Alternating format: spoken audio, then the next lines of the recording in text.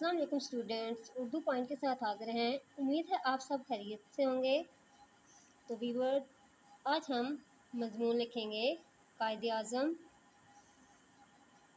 تو آئیے پڑھنا شروع کرتے ہیں۔ ہمارا عنوان ہے قائد اعظم محمد علی جناح۔ سب سے پہلے انہی کی تعریف میں ایک شعر لکھیں گے۔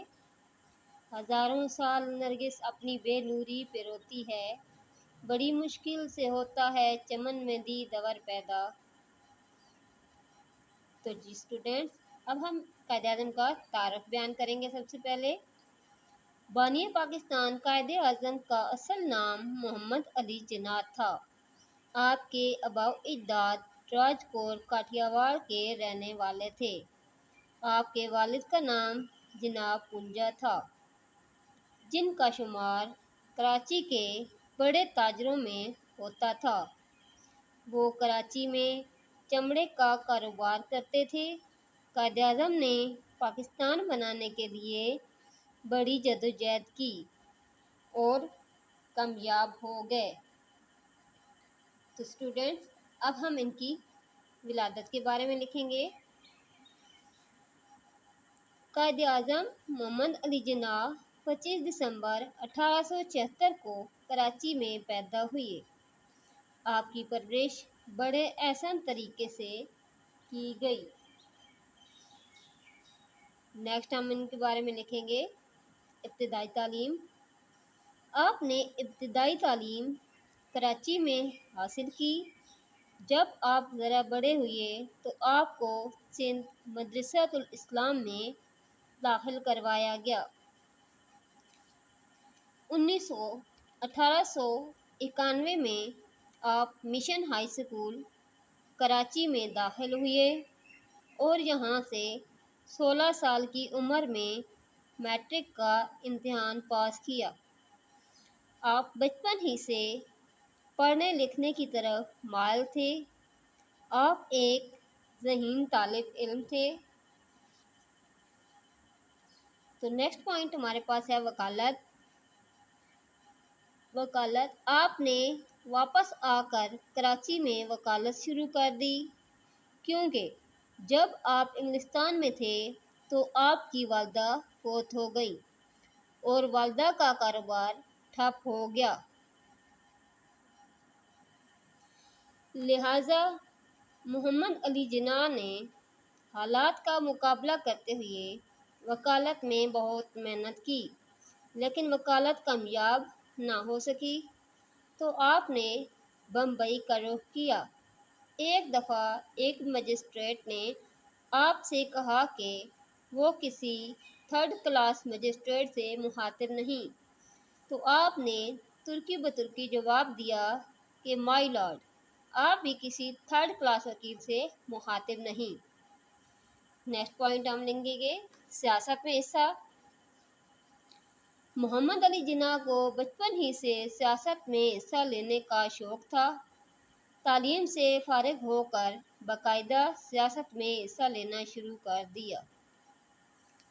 نیکسٹ پوائنٹ ہم لکھیں گے کانگریس میں شمولیت۔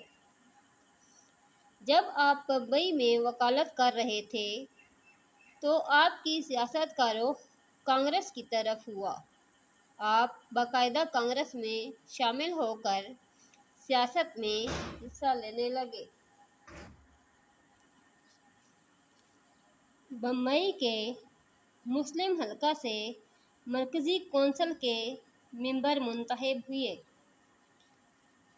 نیکسٹ پوائنٹ ہم لکھیں گے مسلم لیگ میں شمولیت۔ آپ کانگریس سے بہت جلد بیزار ہو گئے۔ کانگریس چھوڑ کر آپ 1913 میں مسلم لیگ میں شامل ہو گئے اور مسلم لیگ کے صدر بھی بن گئے۔ آپ کی قیادت میں مسلم لیگ کو طاقت ملی اور مسلم لیگ ایک فعال جماعت بن گئی۔ اب ہم قائد اعظم اور علامہ اقبال کا پوائنٹ لکھیں گے۔ قائد اعظم اور علامہ اقبال۔ علامہ اقبال نے مسلم لیگ کی بنیاد رکھی۔ انہیں ایک ایسے شخص کی ضرورت تھی जो इनके शाना बशाना चल कर मुस्लिम लीग को उरूज पर ले जाए। वो शख्स मोहम्मद अली जिन्ना थे,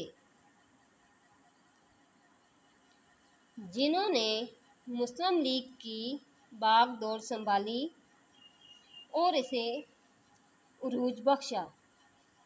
नेक्स्ट पॉइंट हमारे पास है दो कौमी नज़रिया। कायदे आज़म ने अंग्रेज़ों के सामने अपना मौक़िफ़ बयान किया कि यहाँ पर दो कौमें आबाद हैं, एक हिंदू और दूसरी मुसलमान। इन दोनों कौमों की सकाफ़त, नज़रियात, मज़हब अलग अलग हैं। इस तरह ये दो कौमी नज़रिया मंज़रे आम पर लाया गया। नेक्स्ट पॉइंट हमारे पास है 14 निकात।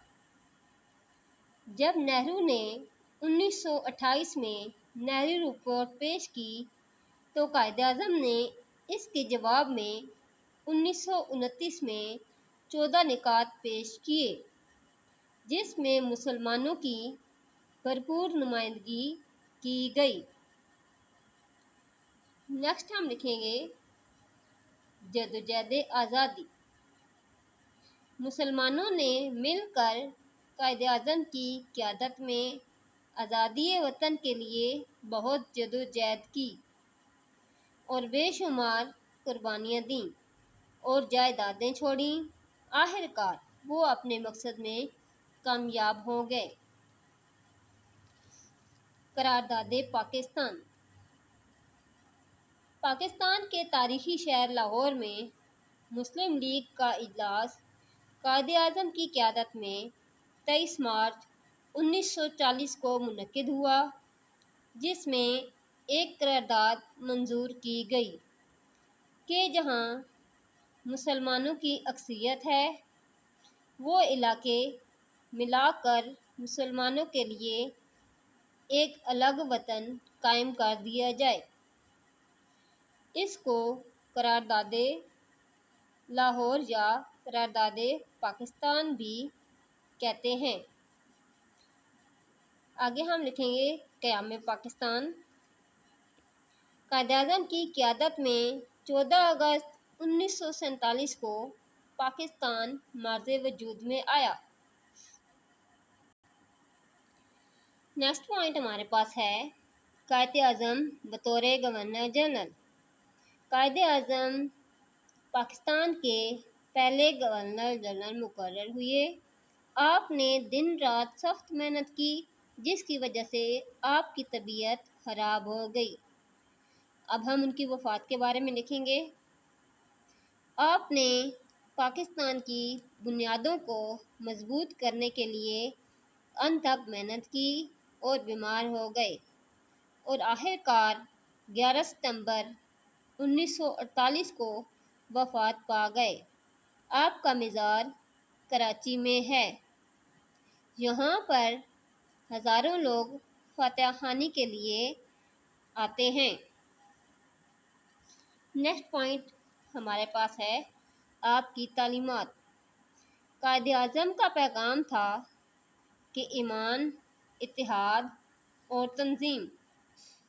आपने फरमाया कि हमने पाकिस्तान को हासिल कर लिया है, अब इसको संभालना हम सबका फ़र्ज़ है। इसे इस्लाम की तजर्बा गाह बनाएं। हमारा आइन ऐसा होना चाहिए जो 1400 साल से मौजूद है, यानी कुरान मजीद और सुन्नत रसूल सल्लल्लाहु अलैहि वसल्लम। आपने तलबा को ताकीद की कि वो दिल लगाकर पढ़ें और पाकिस्तान को मजबूत से मजबूत तर बनाएं। जी तो स्टूडेंट्स, आज हमने कायदे-आज़म पर मज़मून लिखा। उम्मीद है आपको पसंद आया होगा। तो नेक्स्ट वीडियो में मिलते हैं। अल्लाह हाफिज़।